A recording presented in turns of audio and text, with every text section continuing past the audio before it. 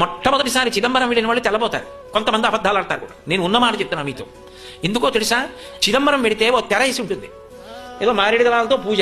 వెళ్ళి అక్కడ నించున్నారనుకోండి, పూజ మొదలవుతోంది, గంట కొడతారు, తెర తీస్తారు. లోపల ఓ గోడ ఉంటుంది, దాని మీద పూజ చేస్తారు. ఓం నిధనపతయే నమః, ఓం నిధనపదాంతికాయ నమః, ఓం మూర్ధ్వాయ నమః, ఓం మూర్ధ్వలింగాయ నమః అని పూజ అయిపోతుంది. తెర వేస్తారు, వెళ్ళండి అంటారు.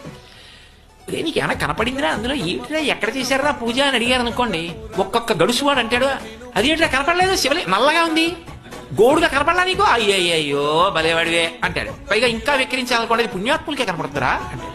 వీడు పాపం చాలా నొచ్చుకుంటాడు. అసలు అక్కడ ఏమీ ఉండదు, అది విచిత్రం. అందుకే చిదంబర రహస్యం అంటారు. చిదంబర రహస్యం అన్న మాట ఎందుకు వచ్చిందంటే అక్కడ ఏమీ లేదు.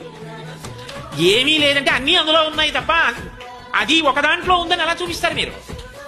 గది అందులో ఉంది, గోడ అందులో ఉంది, గుడి అందులో ఉంది, మనం అందులో ఉన్నాం, సమస్తం అందులో ఉంది తప్ప అది ఎందులోనూ ఉందని చెప్పి పరిమితం చేయడం కుదరదు. అది పరమేశ్వరుడు కనుక. కాబట్టి అక్కడ గోడను చూపించి అదే పరమేశ్వరుడు పూజ చేస్తారు. అది ఇక్కడ అర్థం చేసుకోవాలి తప్ప అది బయట చూస్తే కుదరదు. అందుకని రహస్యం. అది అర్థం చేసుకుంటే అర్థం అవుతుంది, చెప్తే తెలిసేది కాదు కాబట్టి, చూడగానే అర్థం అవుతుంది కాబట్టి చిదంబర రహస్యం రా అంటుంటారు.